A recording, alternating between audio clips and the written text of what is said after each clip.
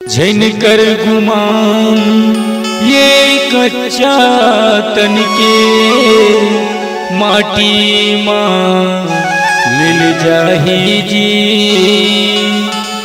बेटी बेटा तोरे धनियऊ दौलत कहीं कम न आही जी, कहीं कम न आही जी। रुपया रुपया जोड़ के बनाए महल अटारी जी। जाए के बेरा तोरे संग माने जाए, भजले संगी सतनाम लाजी। भजले भैया सतनाम लाजी।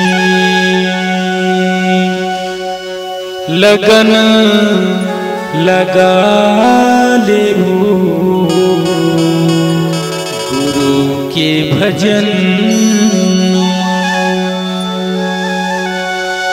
लगन लगा लेगा बाबा के भजन।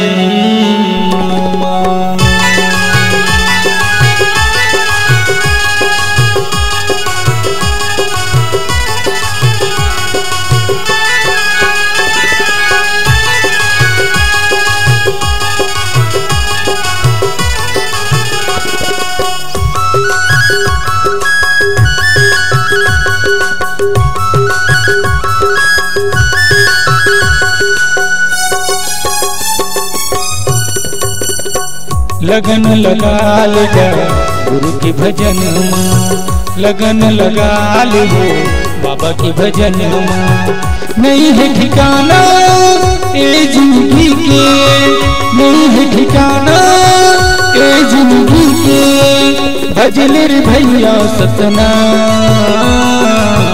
लगन लगा लेगा गुरु के भजन माँ, लगन लगा लेगा बाबा के भजन माँ।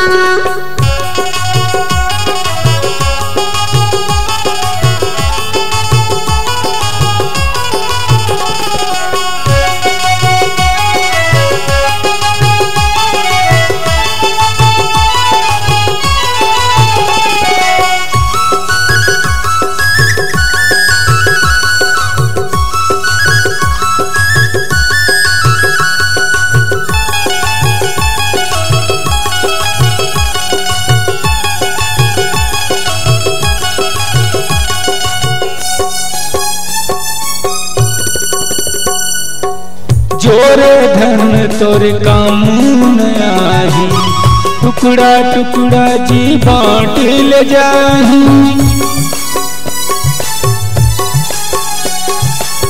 धन दौलत तोरे महल अटारी, सब छुट जाही सुन ले संगवारी। आज जाही काली जाही, आज जाही काली जाही, मुझे गम ही तनमा। लगन लगा लेगा गुरु के भजन माँ, लगन लगा लेगा बाबा के भजन माँ।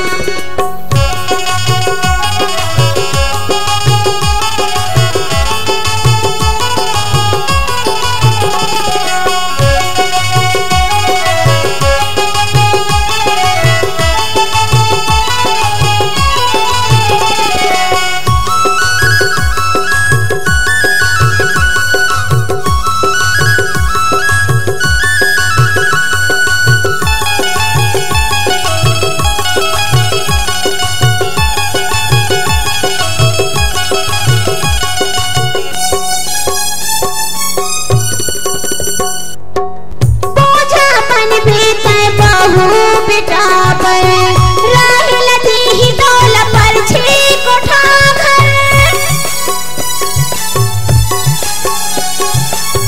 कहते हैं मन सुन ले मोर भाई, गुरु के चरण में चल दोनों जन जाई।